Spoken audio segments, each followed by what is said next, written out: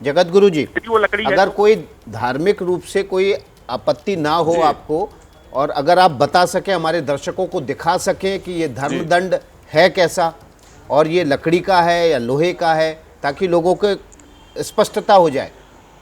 Sir मैं बिल्कुल site हूँ तो मेरे पास अभी समय कुछ है नहीं। आपको बिल्कुल, मैं दिखा रहा हूं, मैं दिखा रहा हूं। देखिए, मैं लिया हूं और ये धर्मदंड है, आप देख लीजिए, सब लोग देख लें। इसमें जो है किसी तरह के लोहे का इस्तेमाल नहीं किया गया है, न किसी अन्य धातु का इस्तेमाल किया गया है, सिर्फ ये बांस का है। और जिस तरह से मूर्ति की प्राण प्रतिष्ठा होती है, उसी तरह से धर्मदंड की भी प्राण प्रतिष्ठा हम लोग करते हैं, अनुष्ठान करते हैं। और ये सिर्फ जो है धर्म रक्षा के लिए हम लोग रखते हैं। इसमें संतों को दंड जो है, दंड जो है, जो भी किसी भी शंकराचार्य धर्म गुरु अगर धर्मदंड लेके जाते हैं, तो अगर उनका धर्मदंड रोका जाता है तो ये एक प्रकार से सनातन संस्कृति का अपमान है, भगवा का अपमान है। ये देख लीजिए सर, मैं दिखा रहा हूं, इसमें कहीं भी लोहे का ना इस्तेमाल है। ये देख लीजिए, लाठी है, ये जिस तरह से बांस का ही है। इसको हम लोग जो है अनुष्ठान करके, बकायदा पूजा पाठ करके, और इसको हम लोग रखते हैं। ये देख लीजिए, कहीं भी किसी भी धातु का इसमें इस्तेमाल नहीं किया गया है, न कहीं लोहा है। जबकि वहां से ये सूचना दी गई थी कि वो लोहे का लेके जा रहे थे। अभी आरके सर कह रहे हैं कि इसकी लोगों ने, किसी ने जांच ही नहीं किया। तो माने कहीं न कहीं से ये लोग मामले को दबाना चाहते हैं। और सही बात ये थी कि वहां भगवा का अपमान किया गया, मजाक उड़ाया गया है। लेकिन आरके सर ने जो क्षमा मांग लिया है, तो मैं यही अपेक्षा करता हूं कि कोई भी शंकराचार्य धर्म गुरु ये धर्मदंड लेके जाते हैं तो आप उसको चेक कर लीजिए, लेकिन ले जाने दीजिए। अगर आपको कोई आशंका है तो आप एक आदमी अपना साथ में लगा दीजिए, लेकिन धर्मदंड न रोका जाए। स्वामी जी मैं आश्वस्त करता हूं कि इस प्रकार का प्रकरण अब नहीं आएगा। और मैं एक बार फिर से सभी, पहले तो इस प्रकरण की पूरी इंक्वायरी करूंगा, मैं वो लूंगा। उसके अलावा मैं एक सेंसिटिव ड्राइव करूंगा हर एक स्टाफ को कि आपको किससे क्या बात करनी है। वो बीच बीच में हम लोग करते रहते हैं। लेकिन यदि किसी भी स्टाफ, जो सिक्योरिटी स्टाफ है, उसके इंटेलेक्चुअल में हमारे आपके इंटेलेक्चुअल में थोड़ा अंतर हो सकता है। यदि कोई भी बात हमारे सिक्योरिटी स्टाफ की तरफ से, जो सीसीटीवी में हमारे कैद है, उसमें कोई आपत्तिजनक बात पाई जाती है, मैं तब भी आपसे क्षमा प्रार्थी हूँ, अभी भी हूँ, आगे भी रहूंगा। लेकिन मैं इस पूरे प्रकरण को इंक्वायरी करता हूं। आप आगरा आइए, आप ताजमहल चलिए, आप अन्य स्मारक में चलिए, आपका स्वागत है, किसी का भी स्वागत है, हम सबके लिए ओपन होते हैं। बट कोई हमारा किसी भी तरीके का कोई इंटेंशन नहीं है, ना ही स्टाफ का कोई इंटेंशन है। मैं इस बात के लिए अपने दर्शकों को भी, आपके दर्शकों को, सबको आश्वस्त करता हूँ। आरके पटेल साहब, आपको कल जब ये इंसिडेंट हुआ तो कितनी देर बाद जानकारी मिली कि जगत गुरु परमहंसाचार्य को रोक दिया गया है और उनके जो आरोप हैं वो वस्त्रों की वजह से उनको रोका गया है? ये मुझे कि ये परमहंस जी हैं, सही बोल रहा हूँ, एक न्यूज चैनल के माध्यम से सवेरे करीब 8:30 बजे मिली कि वो स्वामी जी हैं, स्वामी परमहंस जी हैं।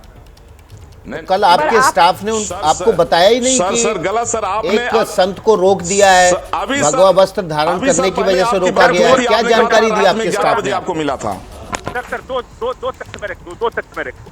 पहली जानकारी मुझे रात में 11:30, 11:35 के आसपास का टाइम है, वो मिली थी कि एक स्वामी जी थे जिनके हाथ में कुछ था, वो जा रहे थे।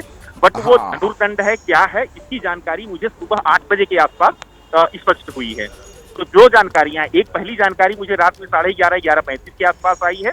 दूसरी जानकारी कि वो धनुर्दंड है, वो तकरीबन सवेरे 8:30 की है।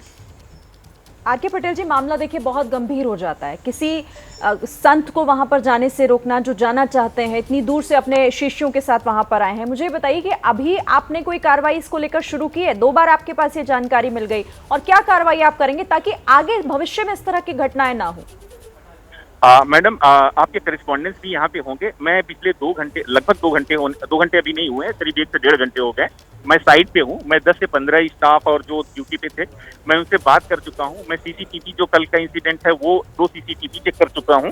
तो मैं ऑलरेडी साइट पे हूँ। मैं एक एक मुद्दे को उसकी तह में जा रहा हूँ। मैं स्वतः संज्ञान लेकर के इस मामले पे जितना भी हो सकता है मैं वो कार्य कर रहा हूँ।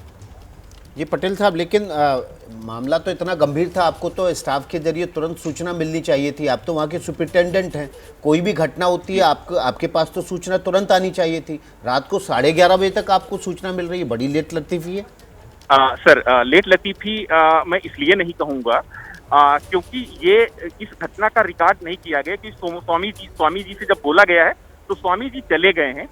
मैं फिर से रिपीट करता हूं कि जो ASI प्रेमाइसेस है, जो हमारे रिकॉर्ड में है, चाहे वो CCTV में हो या जितनी विजिबिलिटी है जहां दिख रहा है, उसमें जो है सारा इंसिडेंट 3.5 मिनट का है। स्वामी जी एक बार में ही वापस गए हैं। स्वामी जी ने किसी भी स्टाफ के साथ ज्यादा कुछ भी कोई टीका टिप्पणी या कोई बात नहीं की है, जितना मुझे CCTV से लग रहा है। तो आप ये चाहते थे कि find स्वामी out जी वहां भिड़ जाते, लड़ाई झगड़ा होता तो आपको सूचना तुरंत मिलती? नहीं सर, मैं ये बात नहीं कह रहा हूँ। तो अब ये बताइए, आप जांच तो कर रहे हैं, लेकिन स्वामी जी के जो आरोप हैं, परमहंसाचार्य जी के जो आरोप हैं, उनके आरोपों की जांच आप अपने विभाग के किसी कर्मचारी पर कार्रवाई करने के बाद करेंगे या उनको वहां ड्यूटी पे तैनात रहते कर देंगे इस जांच पूरी? क्योंकि आमतौर पे ऐसा होता है, कोई भी मामले की जांच होती है तो संबंधित कर्मचारियों को निलंबित किया जाता है, उसके बाद जांच को आगे बढ़ाया जाता है। सर, जो स्टाफ, जो सिक्योरिटी स्टाफ है, उसमें कुछ प्राइवेट सिक्योरिटी हैं, जो और हैं वो ग्रुप डी एम्प्लॉइज हैं। मैं उस पूरे मामले की जांच कर रहा हूं। मुझे लगता है एक बार मैं सबका बयान रिकॉर्ड कर दूं। सिस्टम में एक काम करने का तरीका है, मैं उसकी एक रिपोर्ट भेजूंगा और जो भी होगा निश्चित कार्रवाई होगी। सर, मैं ये आश्वस्त करता हूं आपको।